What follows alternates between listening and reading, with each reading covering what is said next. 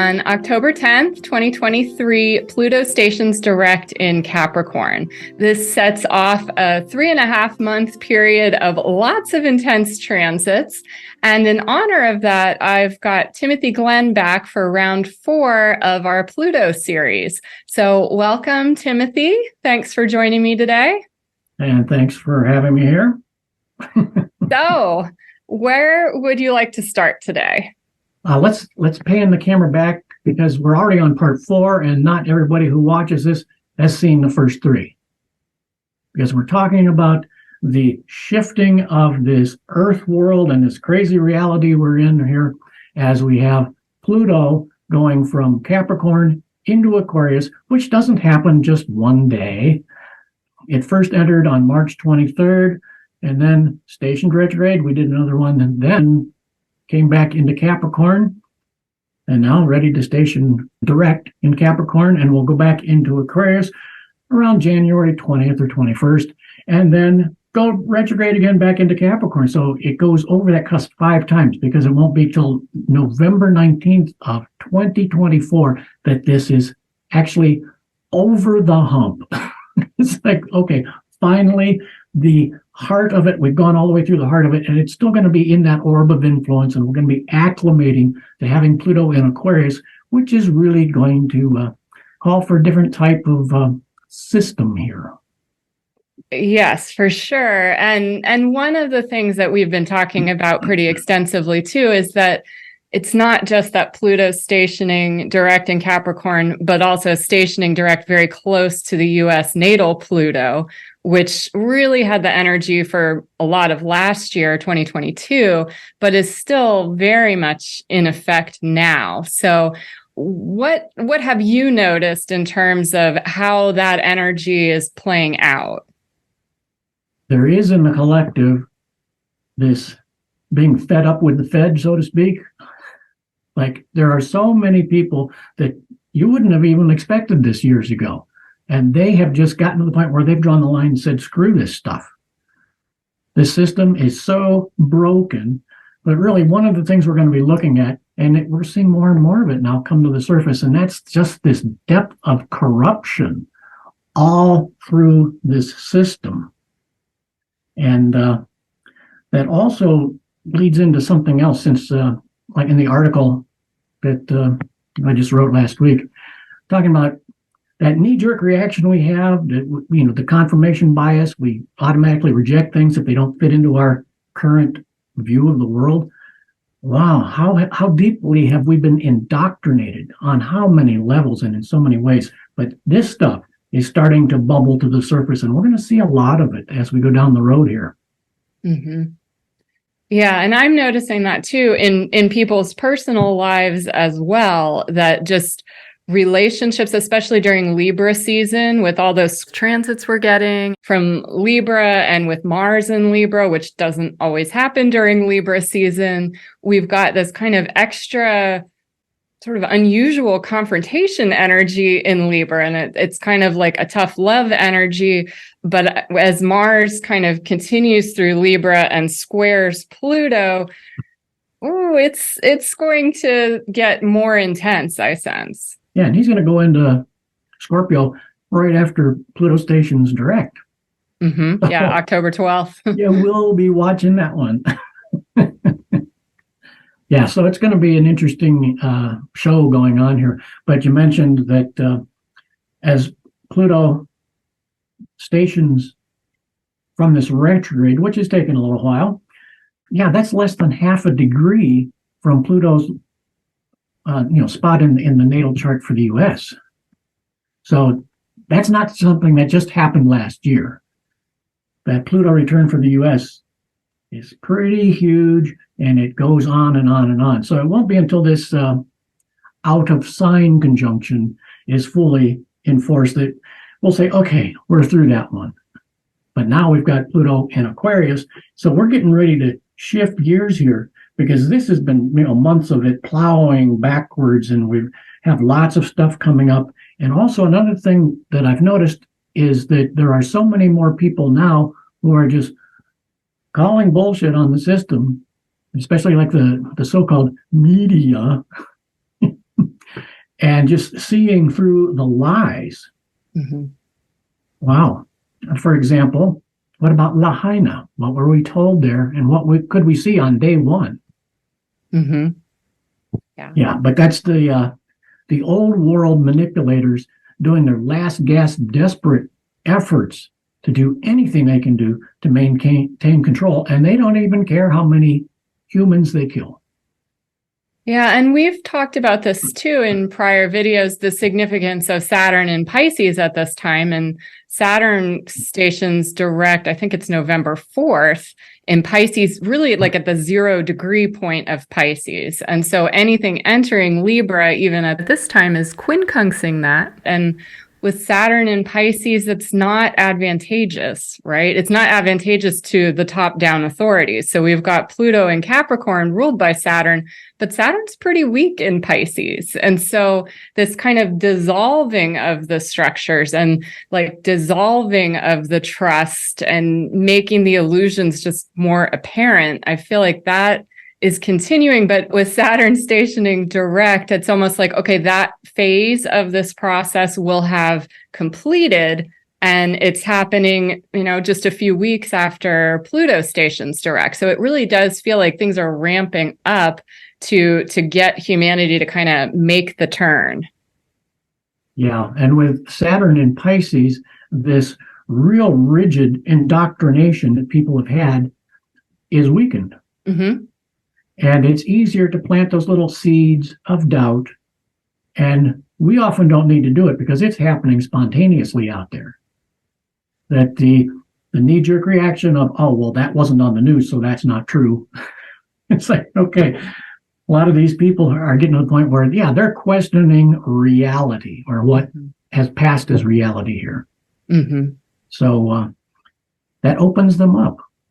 Yeah. And when those little seeds of doubt go in there, that's that worm that turns at night, and it's like, you can talk to their conscious mind forever here, and they're not capable of reasoning.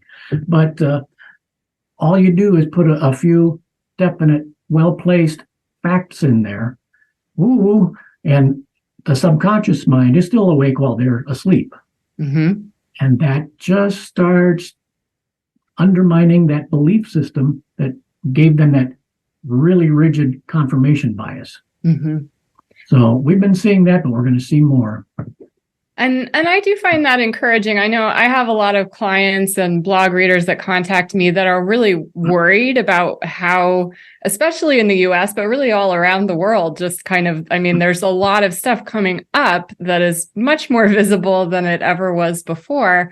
But I find it encouraging just knowing the transits that are kind of in the pipeline, because Scorpio season is going to be quite interesting as well. During Libra, we've got the squares to anything in Capricorn, but with the Scorpio season, with having Jupiter and Uranus in Taurus, Jupiter, the faith, like what do you have faith in? There's opposition energy. Anytime something moves through Scorpio and opposes that, and then it's going to oppose Jupiter before it opposes Uranus. And so it's like that faith, that overarching philosophy kind of gets a big jolt. And then we get that liberation energy where people are like, I'm not taking this anymore. I'm not doing this anymore. So, that could go hot in a variety of ways, but it does feel like everything is happening in kind of a like perfectly timed unfolding. Yeah, and the timing is something that most humans aren't real adept with because they're so impatient. Mm-hmm. And they all still look for something to happen on a specific day. Yeah. Well, no, it's a process. And so many things are not calendar driven. They're not necessarily transit driven. They're transit assisted. So opportunities are there because that would support certain things, but it's event driven because you want A, B, C, and D done. You want D done right now, but you have to get A, B, and C in place first. Mm-hmm. And you've got a window of opportunity opening astrologically that's going to help you do step A, but it doesn't get finished. So you got to wait till the next window opens and do step A then, which means it's a little longer to get to step B. But somehow this timing is working out in such a way that as we look back at it, well, hindsight is 20/20. So we look back and we say, okay, yeah, this has been rough on a day-to-day level. And for so many individuals and in their personal and business relationships and so forth, yeah, it's been tough. It's been a grind. And it still is. However, pan the camera back and look at this big picture. It's like, this is the end of the old plutocracy. Mm-hmm. Yeah, and they're not going to go down without a fight. That's their game. That's their program. That's all they've been doing. So, yeah, there are going to be some interesting things happening here that'll jolt people. But, to get this old monkey off our back, Mm-hmm. the old Babylonian money magic, the debt-based financial system, which is parasitic. It's predatory. And you mentioned a good word there, the parasitic part, because I am just noticing that part of the awakening seems to be an increased recognition of parasitic energies, narcissistic abuse, that sort of thing. Some of that has been happening with Venus in Leo all this time, right? Because there's kind of like the me first energy of Leo. And then with that retrograde in Leo, an increased internal look at, okay, how do our relationships affect me? What does this do to me? And what I've seen in my own life and in a lot of people's lives, but it's showing up collectively too, is that now that people have had a chance to really go internal about relationships, as we're entering Libra season, those relationships are really under the microscope. And in particular, parasitic kinds of relationships, energy vampires, narcissistic abuse, and people are seeing that in their personal lives, but also seeing that play out like government and banks and all sorts of things where it's like, oh, this system really is like abusing. So Pluto helps with that. Yeah. And again, Pluto doesn't do shallow. Pluto moves things into the depths, into the deeps. So when it comes to those personal relationships, people go deep into feeling it. And with Venus in Leo right now, yeah, it's like, okay, well, how's this affecting me? And it's like, okay, I get into these situations with these people, and why don't I have as much energy as I had before that situation started? You realize, yeah, there are energy vampires out there all over the place. Mm-hmm. And I do see that that's one of the key changes. I mean, however you want to call it, like 5D Earth or a new Earth, my read of it is that relationships are one of the primary things that are different, that it's not exploitative anymore. It's not like there's not the coercion or the manipulation, that it's a different way of operating where I'm sovereign and you're sovereign and we come together and we create new things, but it's not about trying to pull the wool over somebody's eyes, because that wool is like gauze now. Like it's just not working. You can see right through it. Yeah, and we've been lied to about so much for so long. Literally, it's been thousands of years. Mm-hmm. And that creates a lot of confirmation bias within our depths, like in our unconscious programming. It's like, okay, it's like, c'est la vie. Well, that's just the way it is. Why? Mm-hmm. But that so much will be called into question now. Mm-hmm. Like, question reality. What is this? And one of the most important things with Pluto doing this long transit and getting established in Aquarius is now we're going to have that Plutonian energy much more concerned with how deep can we go for what Aquarius really does stand for. And of course, it likes truth. It's like, well, I love Aquarius. Yeah, okay, so by the old standards, yeah, we might be weird, but that's cool because we don't fit into those little places where they, the infamous they, would want us to be little parts in their machine. Mm-hmm. Because we definitely want to be free and free to perceive reality however we do and however we proceed. Well, that's our business, as long as we're not violating someone else. And that's the key. Mm-hmm. Mm-hmm. And Aquarius is known for being philanthropic, humanitarian, blah, blah, blah. And so in Aquarius, we're not going to have that that acceptance, that tolerance of all of this leaching of energy and the exploitation. When you use that word, it's like, bing, okay, yeah, it's been exploitation all over the place. And that's part of what I've been observing here through these months. It's like, okay, the human collective here is really done with all of this exploitation.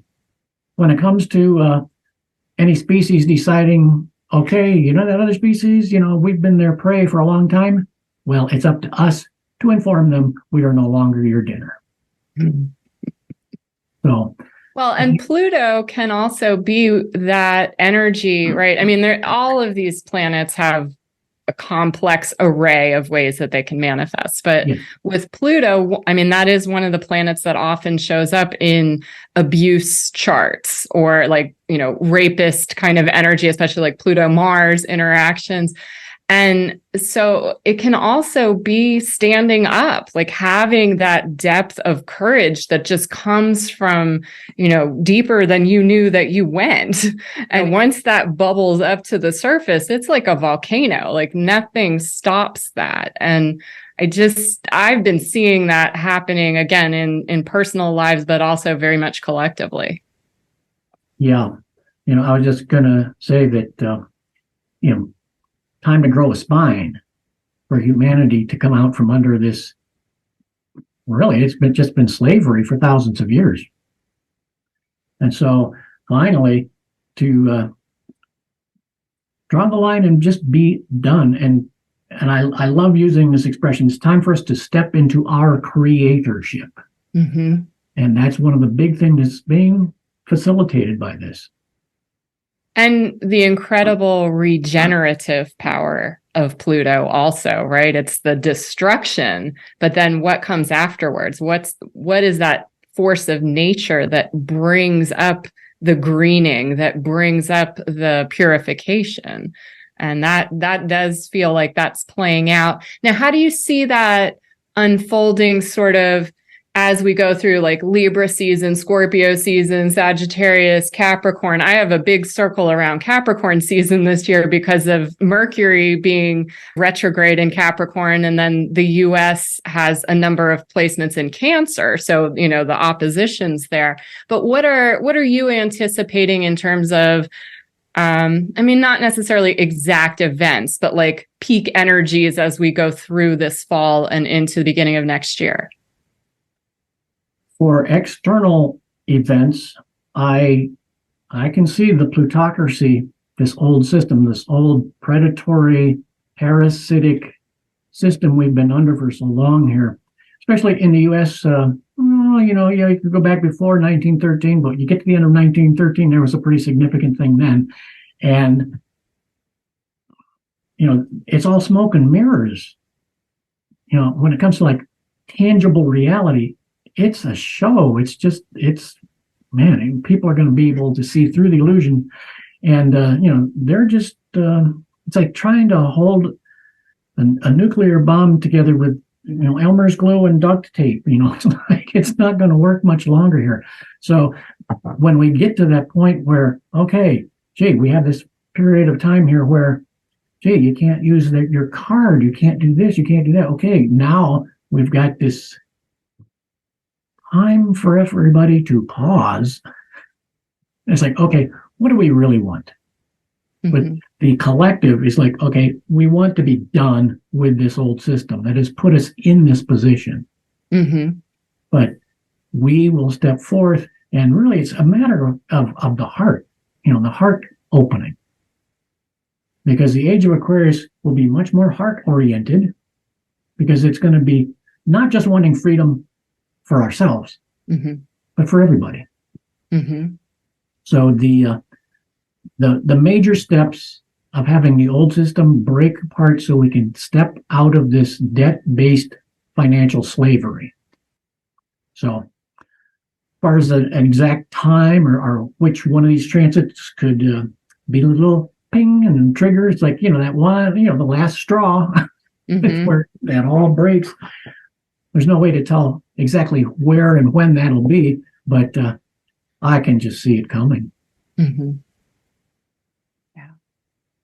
So I have a few dates kind of circled, though. So obviously Pluto stationing direct on October 10th, but 2 days before that, Venus enters Virgo after all that time in Leo, and Mars conjuncts the South Node. I feel like that's a big energy day. And then, as we mentioned, 2 days after October 10th, Mars, enters Scorpio, but it's squaring Pluto along the way. And Mars is strong in Scorpio, right? I mean, co-rules Scorpio. I mean, that's in Mars in Libra is kind of weaker, right? That's not a comfortable spot for Mars, but Mars in Scorpio is pretty strong and can be a little like it has the stinger, right? So the consequences that maybe have been talked away during Libra, it feels like they could start coming up more as Mars moves through Scorpio, certainly, but then as we get more and more energies moving into Scorpio.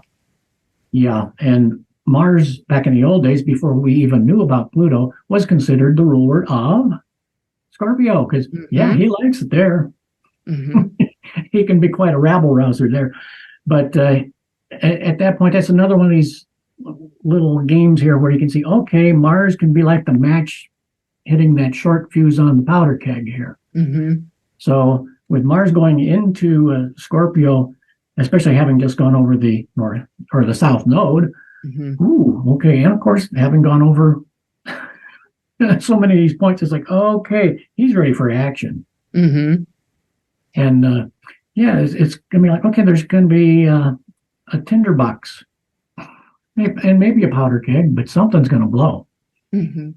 We'll see what it is, and we'll see what happens in our individual lives, but we'll also look at the collective and see what games are played out there in the big game. Now, I know when I look at transits in my own life, I've started tracking Mars a lot more because I found that Mars actually really does tend to ignite a lot of change, especially just the way my chart is set up. But it doesn't always have to be aggressive, right? Like there's different levels. And with that Scorpio, I mean, the reason I keep bringing it up in a Pluto video is because Pluto co-rules Scorpio. And so there is that kind of similar regenerative kind of energy, a purification kind of energy. And so what would be your recommendation for people? Again, I get a lot of questions and fearful comments from people like, oh my gosh, is everything going to fall apart all at once? And are we all going to be on the streets? It like panic. And I mean, I feel like stuff can shift, and yes, there'll be some bumps and starts, and depending on where you are, it could be harsher, but I don't feel like it's going to be this universal disaster. And so I don't want to be putting out like this horrible fear video because I don't feel like that's the way that it has to play out. No, definitely not. Well, the Pluto Scorpio type of energy does involve the death and rebirth phases. And, in the tarot, I do this a lot when the number 13 comes up, death and rebirth. Okay, what does the old system show us? Okay, it's death. Ooh, even in the Robin Hood deck, it's like, there's your Grim Reaper. Yep. Yeah, okay, it's always death, whoopie spooky. In the Connolly deck, 13 is simply transition. We don't need the ookie spooky there. It's definitely a transition, but that means the old has to quote unquote die. Now in the shapeshifter deck, card 13 is called rebirth. So if it's the death and rebirth cycles, this is what I'd rather focus on. It's like, okay, good riddance to whatever this old system was. What are we going to co-create out of this now?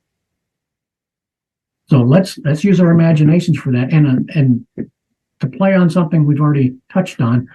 Okay, people are asking about, we're all going to, be broke and bankrupt and we're going to be on the streets. Who has the authority to put you on the street? Yeah, in the collective now, especially here in the States, I'm just feeling this, screw you. Yeah. It's like, forget this. Not, it's like this whole do not comply thing that's going around now. Okay, back in 2020, people got swept up in the fear and they believed the system, but now so many millions of people here have just seen through that rubbish, Mm-hmm. and they've seen the results, and it's like, okay, we're not doing this again. Yeah, no, thank you. Yep. And that's it. And there was this cute little cartoon that was going around, and this guy's just walking up the stairs, and there's like this Dementor type demonic entity hovering over him, like Dementors from Harry Potter. And it's like, boo. And the guy's just, he doesn't even look up and he says, oh, fuck off. Like, that's really the attitude that has just been percolating here. And and that's with the Pluto retrograde. But now with it stationing direct, and especially with that boost of Mars going right into Scorpio after this, yeah, it's like, forget it. We're not doing it. Mm-hmm. But what are we going to do? Every ending has a new beginning. Yeah, well, what's the new beginning? Are we going to say, well, gee, what's going to happen? It's like, what's going to happen to us? Well, what are you going to do? Mm-hmm. What are we going to do now? This will be fun and exciting and creative if we decide that that's the way we're going to play the game. Yeah. Well, and with Capricorn, there is that emphasis on structure. So, I mean, while Pluto is still in Capricorn, making its way towards Aquarius, I mean, we're not quite in that Aquarian energy yet. And so that doesn't mean just sit here and twiddle your thumbs until January, right? There's important work, both internally and externally, to be done in the meantime. And I do find, so I think it's December 1st. Yeah, December 1st, Mercury enters Capricorn, and then it's going to have multiple trines to Jupiter and Taurus. So that's very advantageous. So Mercury is not going to be really interacting with Pluto until after the Mercury retrograde. But in the process of it, there's all this energy, as I mentioned, of the Jupiter Uranian energy happening. And then we've got, so in October, in Scorpio season, we've got that opposition. But then once we get into Capricorn season, it's a trine. So there's that supportive energy, which I feel like, don't jump the gun, right? Like, we don't have to be impatient and try to get everything done this fall, because there is going to be this kind of very deep internal dive in Capricorn in December, and, stations direct on January 1st. And so, there is some time, there is a sense of, hey, what structures could we put into place so that once Pluto moves into Aquarius, we have something to work with, right? Exactly. In fact, with Mercury going into Capricorn, then that helps the conscious mind take a good, sharp look at the structure. Mm-hmm. Because, the Mercury Gemini energy does like structure, likes to organize and likes to analyze and engineer and whatever else. Okay, well, what isn't working in this old system? What could work instead? So that can actually stimulate more of the conscious level awakening to, the shortcomings, as it were, of the old system, but also the possibilities of what could be. Mm-hmm. And what could be? Oh, well, this is infinity. It's like, okay, lots of possibilities here. Mm-hmm. Well, I just wanted to bring this out here. But I'll give a shout out to Jess Sign. Love Jess. Jess. Hi, Jess. When I did soul purpose reading for her in June of 2009, and she had 13s out the wazoo. And it was like, she definitely came in here for this big transformation or transmutation of the species and the whole world, etc. But I told her what I would like the 13th card to look like if I ever worked with an artist, but I didn't realize she was so clever with colored pencils. This is not from a deck. Jess did this. Wow.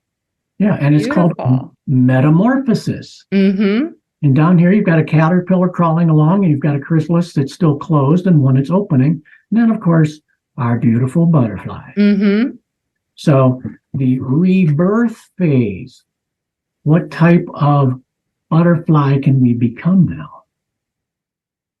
Well, and also I've had a talk with a few people, but one in particular about the butterfly process. Like when the butterfly comes out of the cocoon, that's actually a really key phase for the butterfly. And there's this temptation to like try to help it along, but that actually messes up the process. And so I do feel like patience is in order. It's like there's, the universe is smarter than we are, and these timings, there's themes that show up again and again, and so you don't necessarily have to get it on the first transit, right? It's enough to kind of have an idea, have an awareness. Oh, these are the things to watch for, and then something comes again, and then something comes again. So I love that card where it's like multiple versions of metamorphosis, because we're not all at the same point in our changes. And even within ourselves, we're going through multiple changes at the same time. And certain areas may be much further along, and other areas are kind of lagging behind until we've got a solid footing in the new and some of the easier areas. Yeah. So that image, I've brought this out to show many, many people. Yeah, so that metamorphosis process, is also not just a nice cutesy thing that a lot of people think of, because the process inside the chrysalis is that's a war zone. The cellular level, because everything turns to goop first. Mm-hmm. So if you want a symbol for letting go, like every structure of your life, your very identity is now goop. So there it is, wrapped up inside the chrysalis. It's fine, but the mutation starts at the cellular level. Mm-hmm. And the old, typical of us on all different levels here, the old cells, the old caterpillar cells, see these newfangled butterfly cells, and to the old caterpillar cells, those are alien invaders, and they try to fight them off. But that actually helps stimulate the mutation process of the old cells and so forth. But it's not real comfy cushy to go through that process.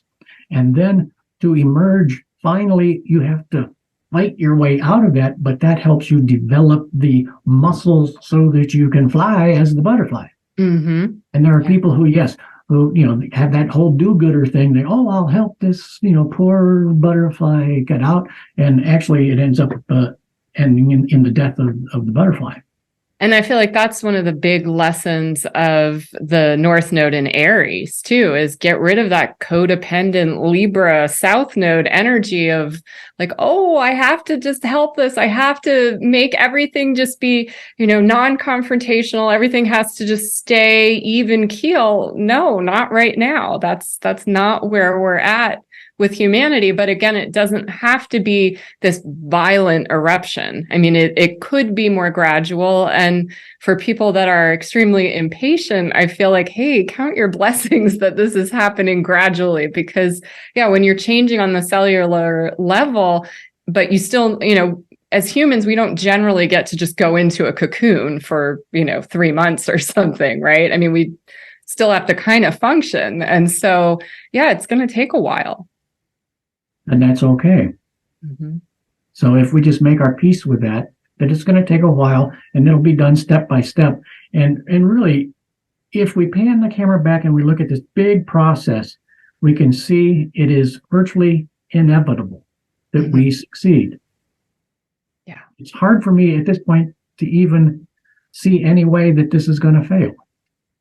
Well, because if the Pluto entering Aquarius doesn't do it, Pluto conjuncting the US South Node in Aquarius around 7 degrees Aquarius, there's that. And then we're going to have Uranus eventually moving out of Taurus in 2025 into Gemini. So, I mean, we're talking multiple opportunities to shift things. And the more that we can lean into the willingness to change the low-hanging fruit, right? Like pick that low-hanging fruit, so that when you need to do the harder stuff, you have a whole bunch of success under your belt, right? You've nurtured yourself along the way. You've taken the low-hanging fruit. You've got confidence that you can harvest fruit. And that creates, I feel, better patterns for some of the grittier energies that are coming our way too.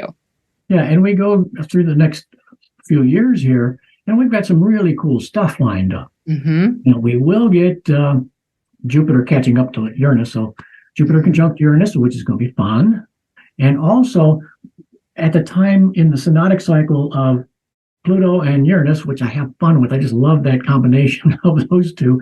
We get to the point where it's like, finally, from the heart of this 2012 to 2015 of squaring, okay, now we come to Uranus trining Pluto.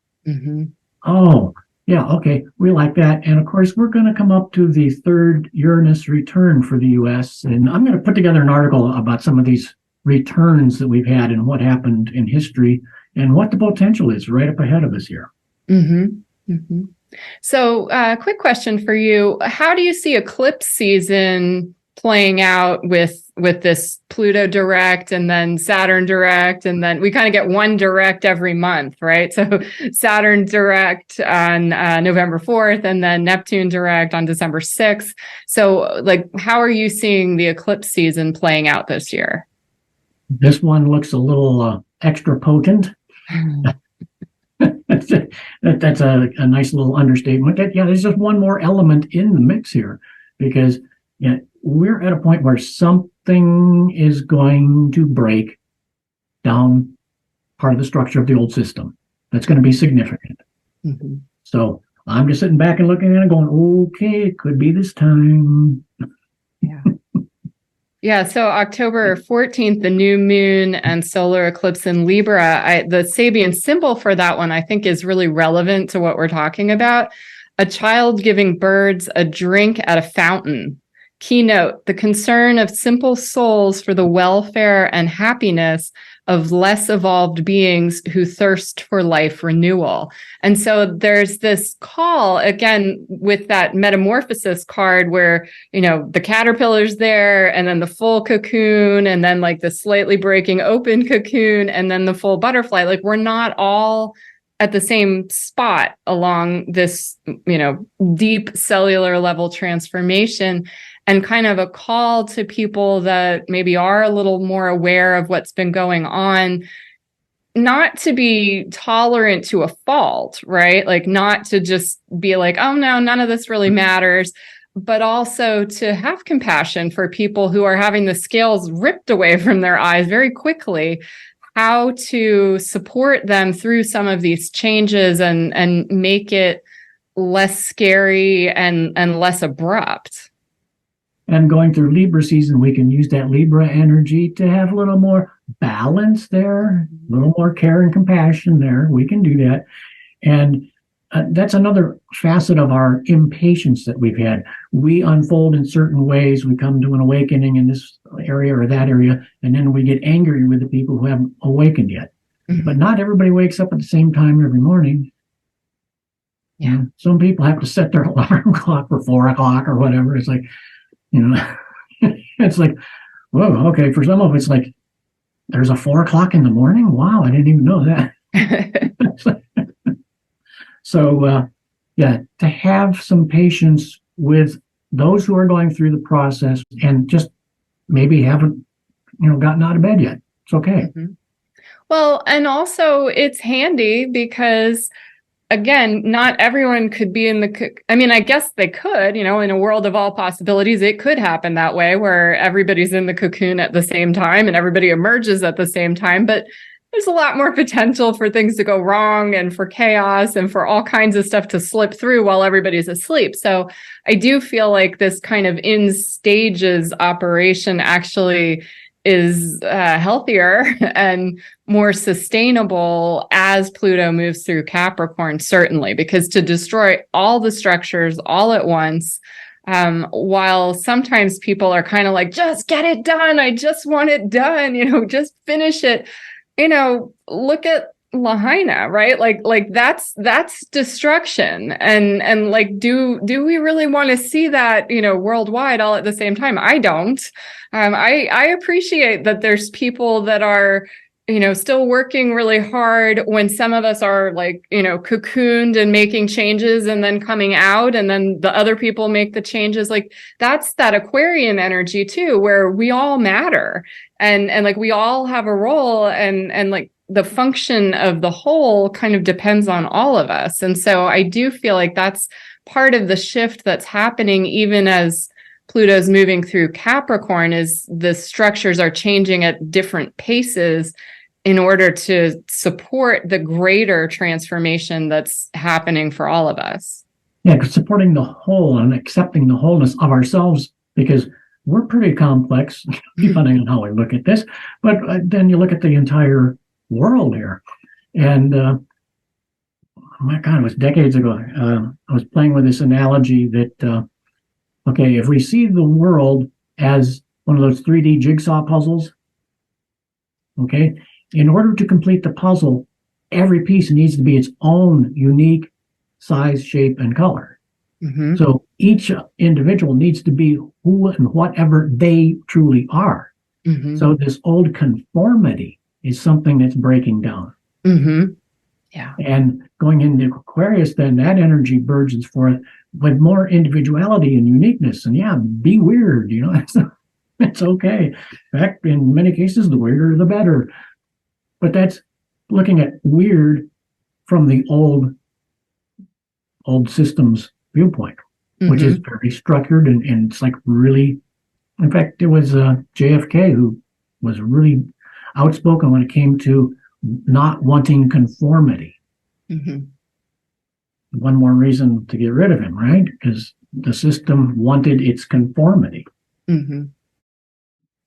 One other cool thing about eclipse season that I wanted to mention. So October 28th, the full moon and lunar eclipse in Taurus. So it's an out of sign eclipse, right? The North Node is in Aries, but this eclipse is at, in the late 5-degree range of Taurus. So 6-degree Taurus for the Sabian symbol. And this one is cool. And I feel like paradigm shifting, cantilever bridge across a deep gorge. Keynote, the conquest of separativeness through group cooperation. So even though it's in Taurus, that's I feel very Aquarian kind of energy, this group cooperation.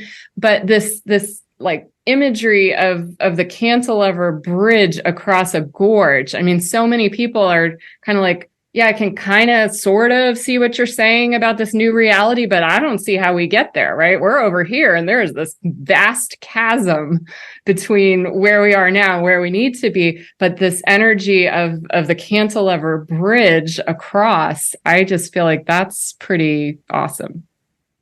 Yeah, and talking of that, I kept seeing in my mind the Bridge of Death from Monty Python and the Holy Grail. Okay, well, get the questions right and you're okay. Yeah. But that brings up consciousness and also conscientiousness. That's part of what we have out in front of us, burgeoning forth, and it's really caring about the whole. There's still a lot of this old world attitude of, oh, well, that's those people over there, that's their problem. I don't care about them. Oh, well, good luck. It's like, sorry, guys, that's not the consciousness that we're looking for to help shape this new earth. Mm-hmm. But, yeah. Again, what we're doing is, walking into this amazing opportunity to come out of this fear-based reality that a nightmare that we've been living here. But we are the creator, so we can co-create a love-based reality. And the possibilities there are just phenomenal. Mm-hmm. And if some people say, well, yeah, if it was like that would get boring. Well, that just means your mind is too lazy to explore the possibilities. It's amazing. Anyway, that's okay. That part of them hasn't awakened yet. Yeah. Well, it's funny that you mentioned Monty Python because David and I have been watching, I don't know, he got some old DVDs out of the library and it's pretty surreal to watch some old Monty Python now in 2023 and just seeing, some of the things, I mean, that you couldn't joke about anymore, but also just this levity. And I think that that's something to bring back into the mix is a willingness to laugh at ourselves, a willingness to laugh at structures and old things. I know when I was in the Soviet Union back in, it was summer of 1990. So, shortly before everything tanked, everybody was just joking. Like nobody took anything seriously. It was kind of like the Wild West. And I mean, I ran into some trouble because I do, right? Like sometimes you're not supposed to laugh, like in line at Lenin's tomb, you get beaten for doing that. But in general, what I found so refreshing though was this, you thought of, oh my gosh, these poor people, they're in the Soviet Union. It's like so oppressive and everything. And it was, but people had just reached the point where they didn't care anymore and where they could literally laugh about it. And there was a joy and a lightheartedness, which I feel like we're just kind of getting there in the US. There's like the memes and stuff. I mean, part of the reason that those are so effective is just because they make you laugh. And when you laugh, you like some things fall away. And you're able to sort of see things from a different perspective, and it's less threatening. And I feel like the same thing is true of fiction. A lot of times you can put something in a fictional story that if you put it out as nonfiction, even if it's true, but if you put it out as nonfiction, there would be like the confirmation bias and like pushback, right? But you put it in a joke or you put it in fiction, and somehow that allows the mind to start exploring other possibilities. Yeah, back in like 78 or 79, I had to order a book from the UK because it wasn't available here. It was by C.S. Lewis, and it was called An Experiment in Criticism. And one of the points he made there, to support fantasy literature, which is still like sci-fi, and looked down upon at that time. Oh, that's not cool. But he pointed out that if you take certain teachings and you just come out into this world to get these points across in your novel, you've got this bias right there waiting. People already have their prejudices. Well, I don't like that country, and I don't like those people, and that religion, forget them, etc. So you've got all of that bigotry right up front with so many people that you're not getting the point across. So you take that structure of your teachings, or the essence of it, you put it in a fantasy world where nobody has this attitude against these people or those people. And then it's much easier to get the essence of that teaching through. And of course, he was a good friend of Tolkien's. Yes. In fact, supposedly he was the real life human on whom Tolkien based the character Treebeard. Oh, I didn't realize that. Huh. Yeah. The stories of Lewis are told that he had this deep booming voice, and you could walk into a building where he's lecturing. You could be in the hallway of the first floor. He's lecturing on the second. You can hear him lecturing on the second floor. But patience. And it's like, Merry and Pippin go to the Ent mood, and it's just room with all these Ents, and they're at that for an hour, and Merry and Pippin are thinking, well, maybe they're finished saying hello by now. It's like, so yeah, patience, guys. And yeah, this amazing opportunity we have, because we are actually going into a quote unquote fantasy realm, and it's ours to create. Yeah. And that's, again, that Saturn and Pisces energy, but also just with that Uranus and Taurus and Jupiter in Taurus, bringing these things down to earth, some of the big ideas, the weirder things, bringing it down into earth. And I feel very optimistic about where things are going. I realize that there are tragedies that are happening, all the time, as there always have been, right? There's always a dichotomy of experience, but if you can keep focusing on that creative potential, I feel like you're really tapping into the Pluto energy, tapping into the Scorpio energy, and doing that in a way that is more choice-based. You have more influence if you're being creative than if you're approaching something as a fearful victim, Or even then, if you're approaching it head on, attacking it, because it's a beast, right? Like it's a big system. And so coming at things sideways, coming at things with humor and fantasy and just what ifs, I feel like that creates that bridge that allows us to get from the one side to the other. Yeah. And in the Lord of the Rings at the end, ultimately, the big evil bad guy, Sauron, just literally went up in a puff of smoke. But the day-to-day thing is still pretty tough for us. But again, we've gone through this before. It's not the change that is painful. It's our resistance to the change. Mm-hmm. So the changes that lead to so many of these tragedies are that, at least unconsciously, we're still gripping to a certain paradigm that's done. Yeah. And that's part of that old system. We don't need it. Like, haven't we outgrown it?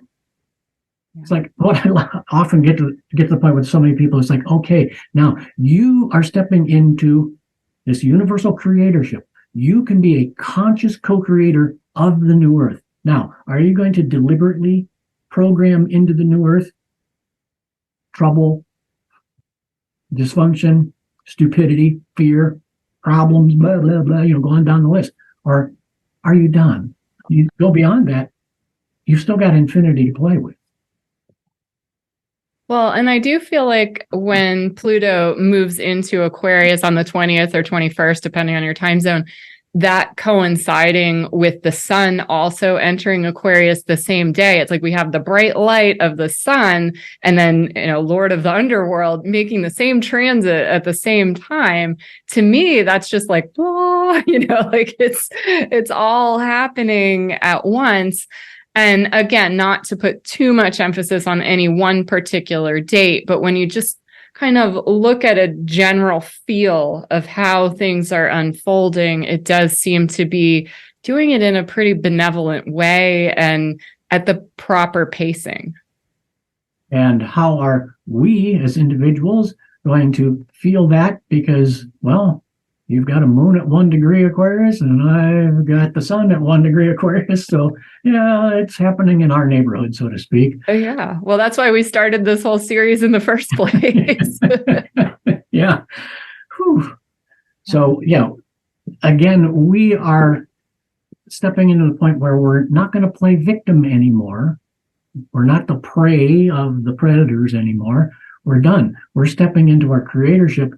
And if we do that with that openness, the infinite love, the universal love energy, it's like, okay, we've got infinity to play with. What can we do? So again, let's look.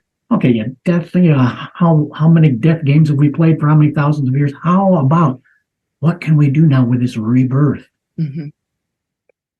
We would rather focus on that. Yeah. What can we become?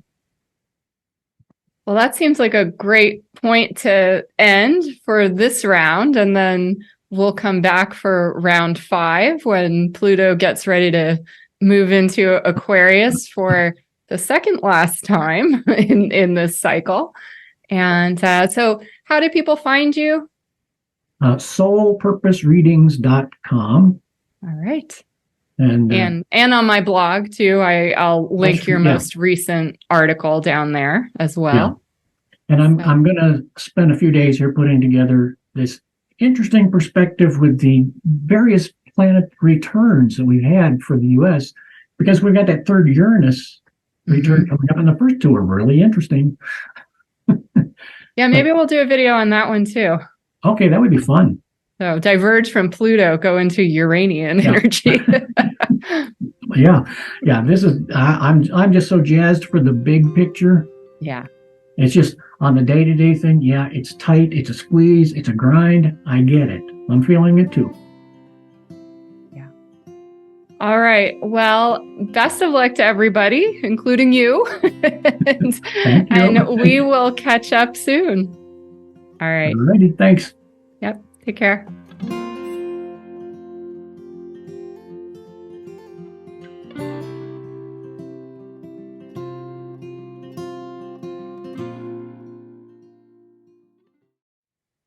Woo, all right.